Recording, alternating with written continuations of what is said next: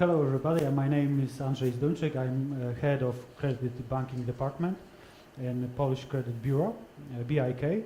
And today I'm going to tell you a few words about our new implementation, interbank anti-fraud platform, Hunter, which is designed by Experian.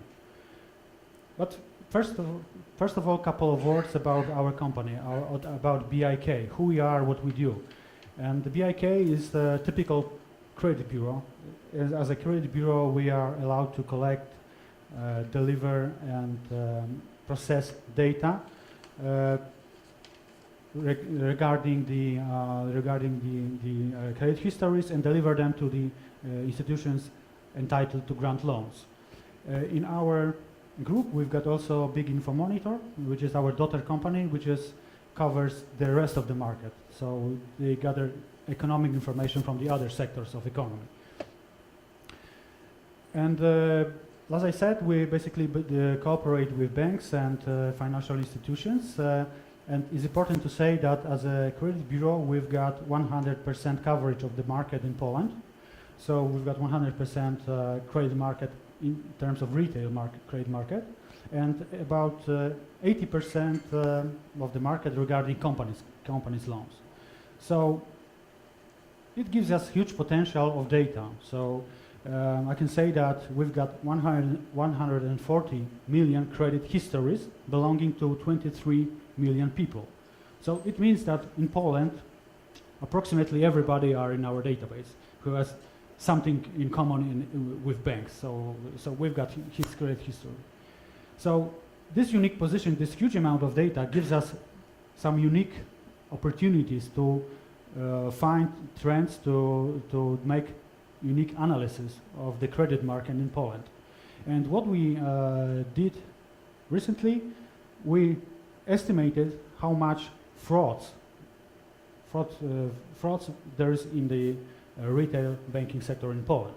And we use for that Experian methodology, and we estimated that yearly we've got about 500 million frauds in Polish banking sector. That's a huge amount of money which goes directly from banking sector to the fraudsters' pocket.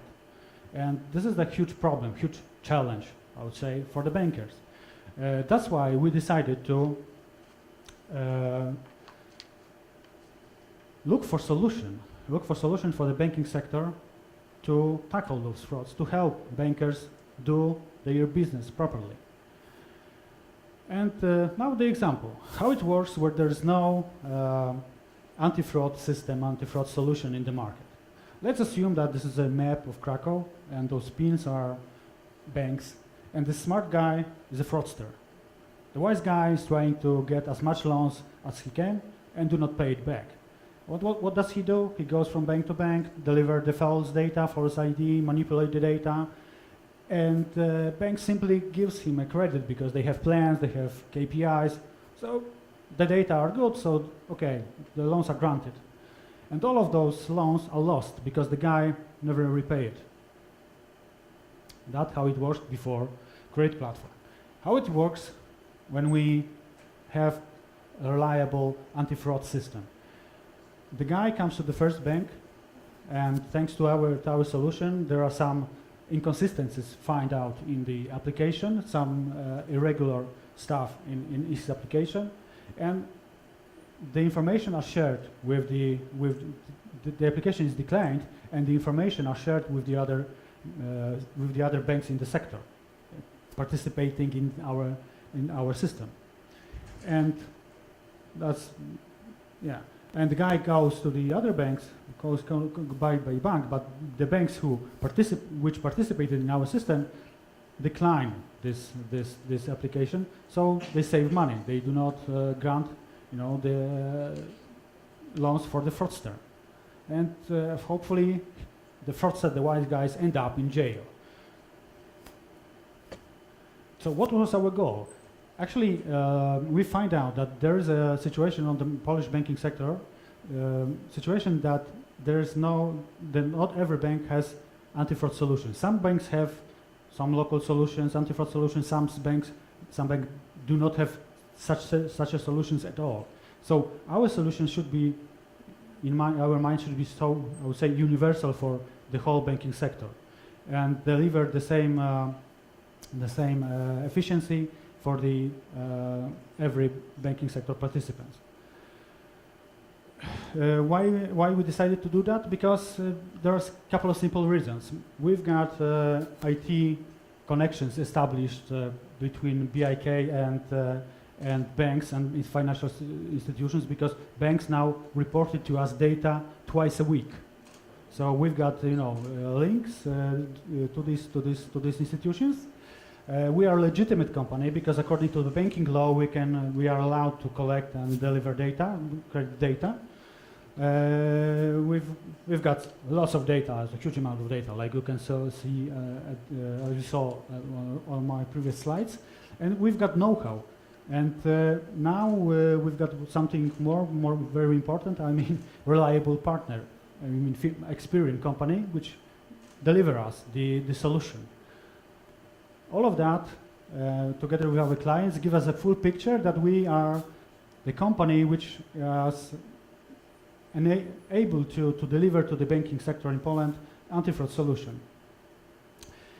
And now a couple of words how it works.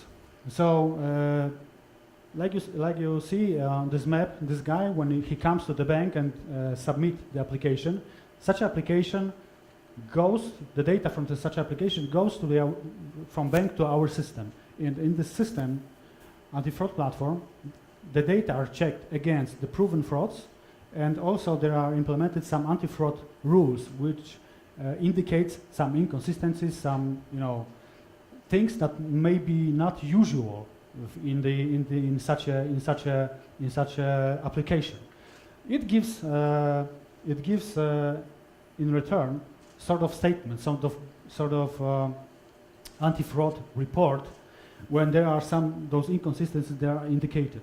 And as a credit bureau, we do not say that this is fraud. We just indicate some inconsistencies, some stuff that may be not usual, but there is a bank role to decide whether this is the fraud or not.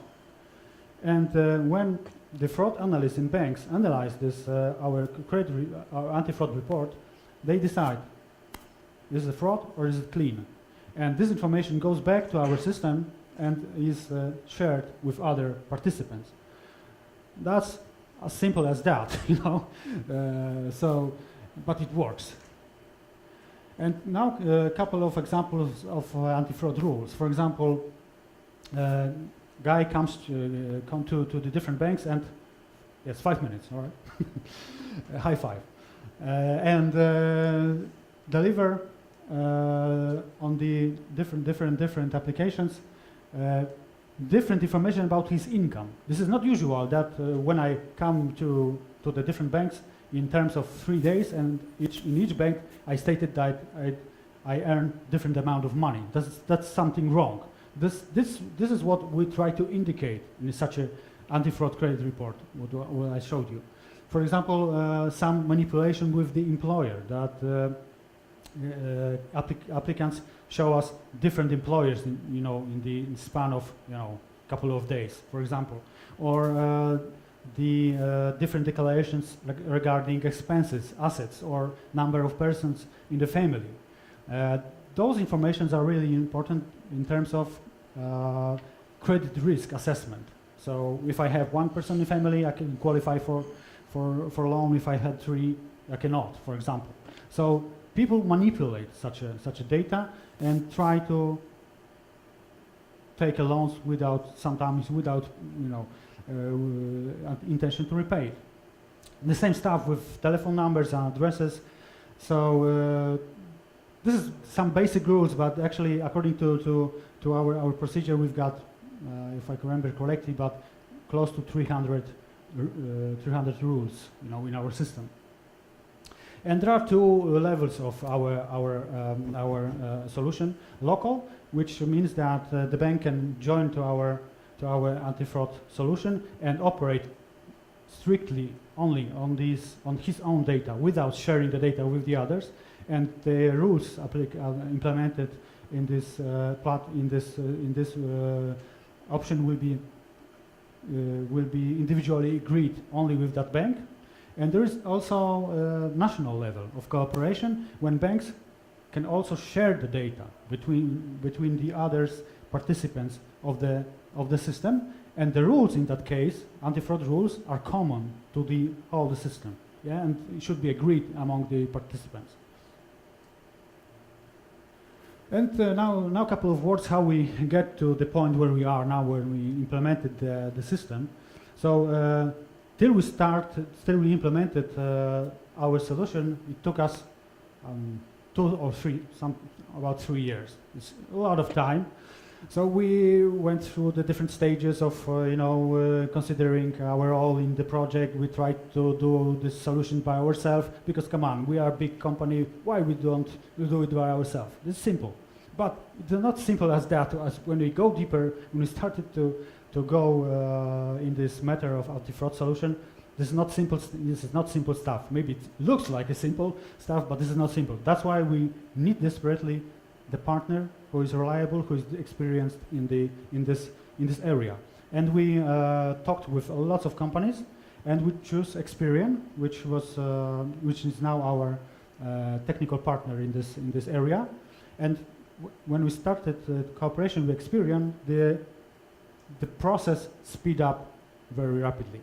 So we started the project with Experian on September 2015. On January 2016, we were ready to launch a pilot with the 3 banks and 2 financial institutions. And in May, we launched the anti-fraud platform. Now we are in the phase of joining the participants to our platform. We are very deep, advanced talks with couple of banks. Yes, I need to speed up. My impression from all of that very important concerning tackle frauds to fight frauds is cooperation. Like Maximus said, whatever comes from this gate, if we stay together, we survive. That's true in terms of tackling frauds. And the last questions, because I was asked to prepare questions for the session. So my question is, this is actually the Polish ID card, but I know that all of you are Polish, but what do you think? What is the best way to identify the legitimate ID card? UV lamp, magnifying glass, sound, or maybe touch? Who is voting for UV lamp? I don't know, we can use this, no, it doesn't work. So who is voting for A? And please put your hand up. Okay. For magnifying glass? 1. Okay. Sound? Nobody? No. Touch? Nobody won. Nobody win because it's sound.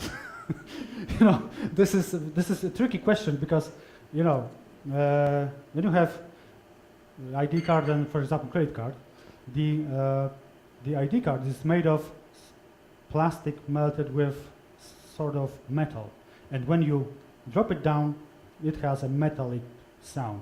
This is not. Try it at home, maybe you will find it out. But this is the best way, a very fast way to find out which is a legitimate, ID card. Thank you very much.